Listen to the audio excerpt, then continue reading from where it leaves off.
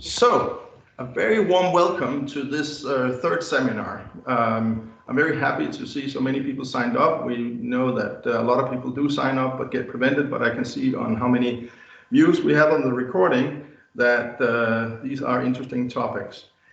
I want to talk a little bit about today. Today is special. If you look at the 10 topics that I have listed for these 2 weeks, the 9 of them are about tools or techniques. Today is about mindset. We're going to talk about what happens, how we perceive people, why leadership has such a big influence also on safety, on quality, and not only on performance. And I'm talking about true leadership, not any kind of technical leadership, but true leadership. So that's really about mindset, how we think and perceive people, how we think and perceive the concept of employees. That's what it's going to be about today. We have people signed up from a lot of different countries. It's so cool.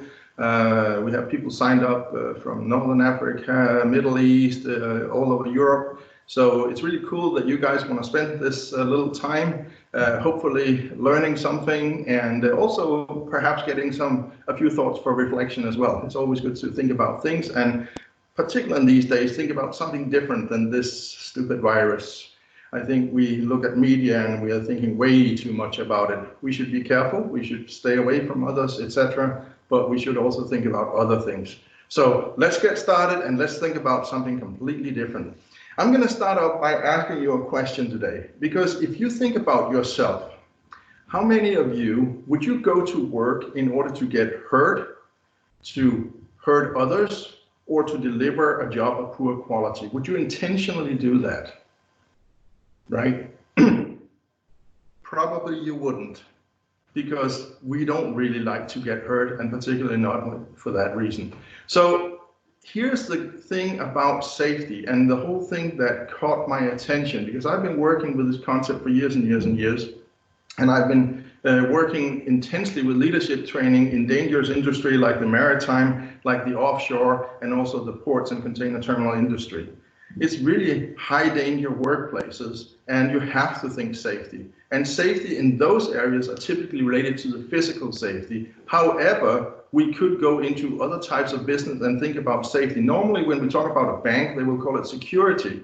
But at the end of the day, wherever there's a risk, where there's a hazard, and in the financial world, it could be the IT systems, for instance, cause lots of hazard. We've seen it with hackers hacking in all over the world.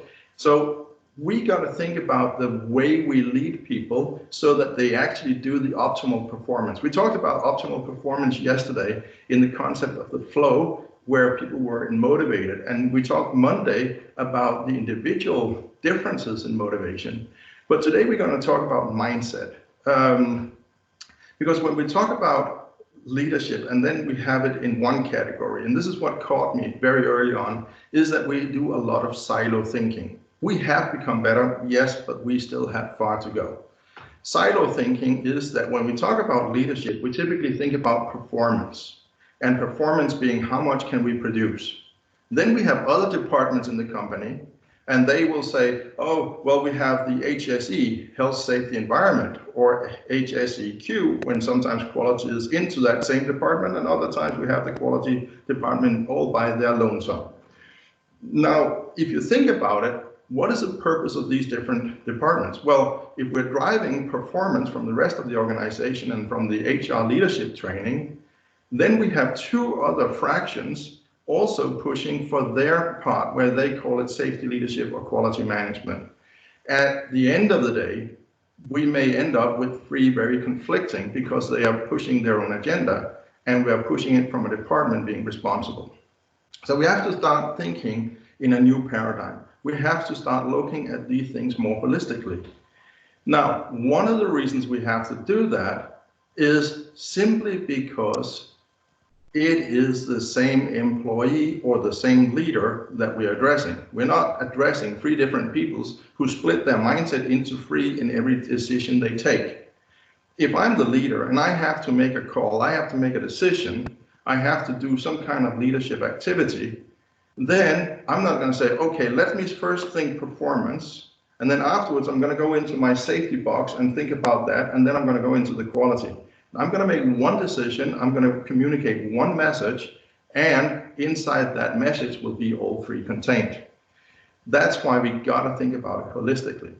Now, I was involved in a study that caught my attention, and this is way back, this is actually almost 15 years ago, where we looked at what is the reason people get involved into accidents, or in the lesser case, in what we call near miss, where it's almost happened, but nothing really went wrong. And the interesting thing was that we made all the hypotheses that is still hanging around. We made a whole list together with the management, the union, all the specialists. We made a whole list. There was 100 of them, and none of them stuck. Interestingly enough, one of the first one that came out in that meeting was, well, people must be plain stupid. Now, here's the weird thing. If you think about it, if you have people who perform wonderfully, and they do that every single day, and then suddenly one day they wake up and they lost their brain and they go and do stupid and act stupid and are stupid, so that they get involved in a mistake that leads to an accident. I don't think so. The brain capacity is quite stable. So that's not what happens. People do things with a positive intention. There are things they want to achieve under the given circumstances. So one of the things in the old paradigm, also when we talk about safety leadership, one of the old paradigms was we do the root cause analysis and then we find out who to blame and shame. Well, here's the thing. If we have somebody involved in an accident, is that really the only person who did a mistake that day? Or was it just the person who was really, really unfortunate? Because if you think about yourself, and you think about this, how many of you on a daily basis make a mistake? It doesn't have to be a big one, just you make a mistake, right? Now, most often, nothing severe happens from that mistake. However, once in a while, that mistake leads to something which has a bigger consequence. Now, depending what kind of business you're in, that bigger consequence can either be physical or financial, can be anything, and can lead to a major incident. But you did not intentionally go in and say, I'm going to cause havoc. So here's the thing.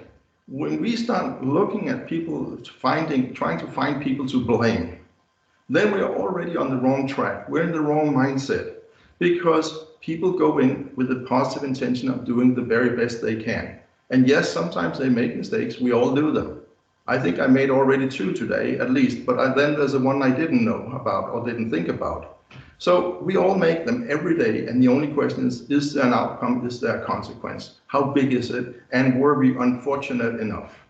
In safety leadership, in safety generally speaking, we have a concept called the Swiss cheese concept. This is when we have not only one thing, but between all the barriers we have set up to secure ourselves, to make things safe, there are always little gaps and holes. And when they all line up, it's kind of like putting slices of cheese with the holes in them, like Emmentaler cheese. And suddenly there's a whole road, highway going through that cheese, and we have a major accident. One of the more famous ones, and not for the better thing, was the Macondo accident, also by movie and book called the Deepwater Horizon, which was this BP oil rig that had a blowout in the Mexican Gulf. Now, for those who read the book, seen the movie, or heard about it, you know that it wasn't just one thing. It was a whole lineup of things that went wrong. And this is why today also we talk about human factors, because when we start looking at human factors, these are all the things that can go wrong. And I'm sure that the list is much longer.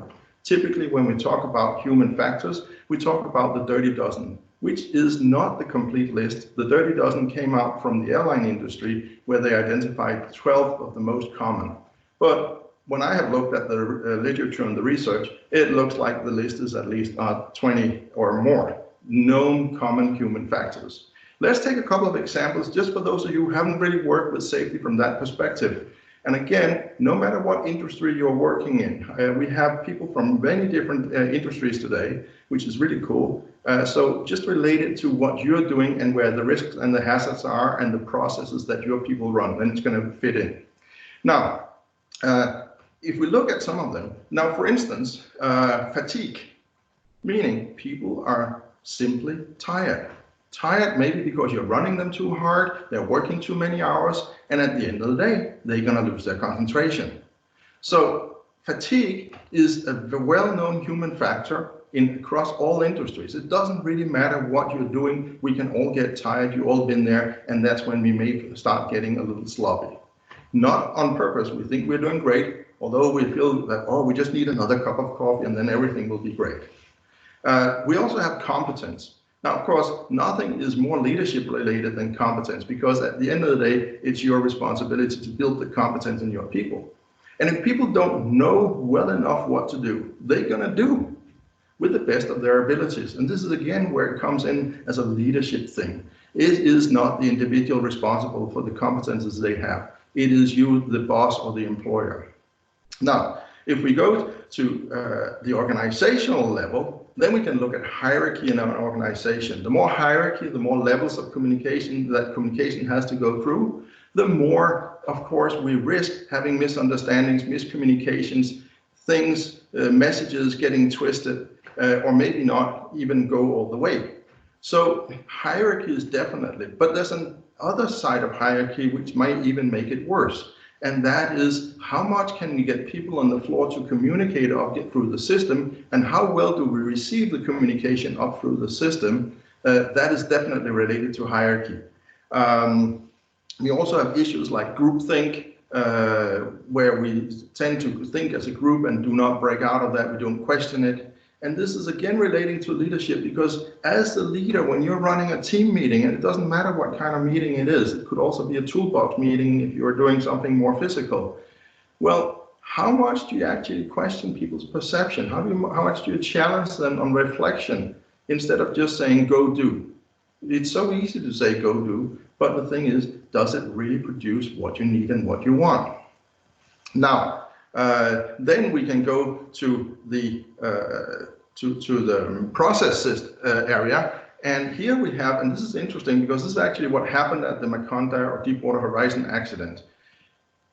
In that one, there was tons of warning signals. Alarm was going on off left, right, and center, but they were ignored because it couldn't be true. And I had in my own life a very scary example of this, where it taught me what this means in reality. I was in a stopover in Madrid, and in the airport they have a humongous hotel. Luckily I can't remember the name, but I know that it is big. And I was sitting there having my dinner in the bar cafe area in this huge foyer, and the fire alarm went off. Now, being me, I respond to fire alarms, so I'm like, where should we go? And I was looking at the waiters, and they were just continuing serving. The bartender was just smiling, laughing, and I looked at him and said, excuse me, sir, but shouldn't you get us out of here? And he said, no worries, it goes off all the time. Now, how does he know the difference in the sound when there is a fire and there isn't a fire? Of course he doesn't. But they were so used to it, knowing that it didn't matter. And you have a hotel which had more than 1,000 rooms, so basically you could have a disaster simply because people get used to these things. It's just the alarms, they don't work so much, they go off all the time. Well, then it's not again the individual, because you trained the individual not to respond. However, why haven't somebody fixed the system? So here again is where we mentally have to think differently. We have to go in and say, well, when you have an incident, when we have something happening, yes, we can find out who to blame. We can take, and typically the little guy, because they're the easiest ones to fire or punish. And we can deduct their salary, or we can do a lot of things, suspend them, give them warnings. But at the end of the day, that takes care of one person who did the thing that many others has did. This was the unlucky person. So instead, we have to think about what is it in the system that allowed this to happen. And here comes the interesting thing. If we are doing investigation into things, and it doesn't have to be an accident, it can be many things. It could be a process in your company going wrong. It could be a transaction going wrong. It could be many things going wrong, whatever business you're in. But when we have something going wrong, how well do we analyze it? And how do we analyze it? How much do we involve the involved people? And are they afraid of speaking up because they're afraid of getting blamed? And this is again where we come back to leadership. So when we're talking about all these human factors, we can look at them from two different perspectives. We can look at what causes things to happen, meaning what in the system haven't we done well enough? And we can look at what can we do to pre-inoculate against these, as an example. Now, to take one topic, and we're going to talk more about some of these topics as we go along, in particular one of the important ones tomorrow, but just take the topic of trust, the concept of trust. If you're working in an organization, and generally speaking, you know that the leaders of the organization come down hard on you if you make a mistake. That could happen, right? Are you then going to be the one speaking up about the mistake you did? Most likely not. On the contrary, you might try to hide it. And the moment we try to hide our mistakes, that's when we might even have an escalation of the outcome. So we start generating this ravine that's going to, like a snowball, carry bigger effect because we were trying to hide it. We need to create a culture where people feel that they're safe, that they can trust their leader, and that comes from the leader, that doesn't come from the employee. When we talk about the concept of trust, a lot of people say, well, I have to feel that I can trust my people, and then I can allow them. But you automatically expect that they will trust you just because you're the boss.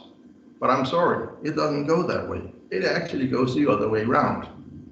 If they feel you trust them, if they feel you engage in the leadership of them, if they feel you invest in them, if they feel that you are there for them, you want to develop them, you want their best, and you will back them, and you will have their back, then they will trust you. And the moment they do, they will slowly open up more and more.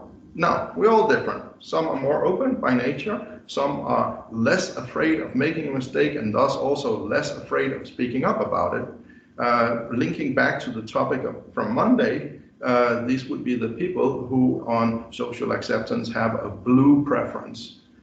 They will say, okay, mistakes is part of the game, trial and error, let's get back on the horse and ride on. But if you have people who think failure is the biggest fiasco that you can possibly have, then they will try, first of all, not to make the failure, which means sometimes they may not even do because they're not really sure of what they're doing. So again, here it comes back to leadership and about knowing the people, knowing the difference. And this is what makes leadership complicated. We have to invest. We've been talking about it for 2 days now. We have to invest upfront in our people to understand this. But we also have to get them to a point where we teach them to communicate. I have been in organizations where they introduced the concept of speaking up, being upright. Well, that's a wonderful concept, but if we haven't trained the leaders, if we haven't created the environment for speaking up, how can we possibly expect people to speak up? It's not going to happen. And this is where we go wrong. We think that we can introduce a value and then automatically people will have the skills that they haven't had before. I was very lucky. I was involved in a training project in Asia where typically people do not speak up and where there is a belief in hierarchy. And what's interesting is that when I started talking about these things, people were looking at me like, yeah, well, maybe in Denmark, because everybody thinks that in Denmark, where I come from, we all speak up because compared to other cultures, we may be seen that we are very sort of straightforward in our way of indirect. But trust me, in Danish workplaces, it's not necessarily any different. Although some things may be said more directly, it's definitely not everything. But the cool thing was that after starting doing some of these leadership behaviors that pre-inoculates against the human factors, what happened automatically was that the employees in the lower ranks started coming to their bosses and saying, you know, boss, I did this, or we should do that. And this was a huge surprise to these managers in the operational department because they'd never seen that before. And it wasn't because they were aware that they were changing, but they were gradually changing. And this is where it becomes interesting, because very often when we talk about leadership training, yes, people can get enrolled in a training, but I'm seeing more and more, we are more and more busy in this world. So in the old days, people could be sent off to longer programs, and now everything has to be done in half a day and preferably on a web. Well, we have to use web right now because it's a little bit difficult traveling and we shouldn't be gathered too many people physically. But when it comes to discussions and mindset change, which is a lot of what we talk about when we talk about leadership, because it is about the attitude we have towards the people and the attitude we have towards our job of being the leader. So this is what we have to be aware of, that we need to invest in training. We need to do that. And yes, it has a cost. But here's the interesting thing. It pays off. I'm very often, as a leadership trainer, I'm being challenged, does it pay off? And can we prove it? How can we show the ROI? And we can. In some companies, and this is global statistics, in some companies, just the COPQ, which is the cost of poor quality, is as much as 40% of their revenue. 40%. Think about that. That's a humongous number. If only 60% of what you do works, then you really should be looking at your processes. If we look at things like conflicts, which can cause a lot of harm, because whenever we have conflicts, for instance, inter-department conflicts between two departments, we see that very often in some companies, that there are departments fighting each other. That means that they will not have a free flow of communication, and the bosses have to spend enormous amount of time. And again, from global statistics, it is claimed that when we get to the C level, actually they may spend as much as 70% of their time solving conflicts. And for middle managers and supervisors, it's around 40–50% of their time. That's a lot of wasted time. And again, why do we have it? Because we don't know how to solve them well enough, because we don't know how to communicate, because we live on assumptions, we take things for granted about other people instead of communicating, and we don't invest enough in that. So once you start looking at all these things that leadership does, it's actually a humongous amount of lost revenue, about lost profit at the bottom line. So it does pay off, because the investment in leadership training is actually minimal. If we also invested in implementation, then we could actually perhaps achieve something. This is still the missing part in most organizations. And again, I'm talking globally. We come in, we deliver wonderful programs, but when we leave and the rest is up to the organization, there has to be somebody taking responsibility for following up. We do it in our programs. We have it automated, but still it does require an action and follow up. So this is again something where you can do a difference. Going back to the human factors and leadership, and again, this is what I'm saying today is about mindset thing. When you start looking at human factors, you can actually start addressing which are the ones that does what in terms of pre-inoculating against the human factors.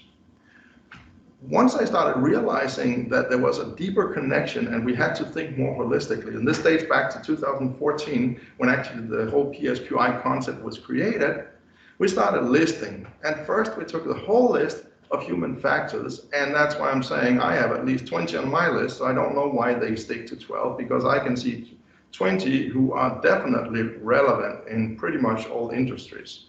And then we organized them slightly differently. We said, okay, what has to do with the individual? What has to do with the organization of people? And what has to do with the processes we run? Once we had that organized, then we took a different scope and said, okay, what has to do with self-leadership? What has to do with one-to-one leadership? What has to do with team leadership? And what has to do with transformation or change leadership, as some would call it.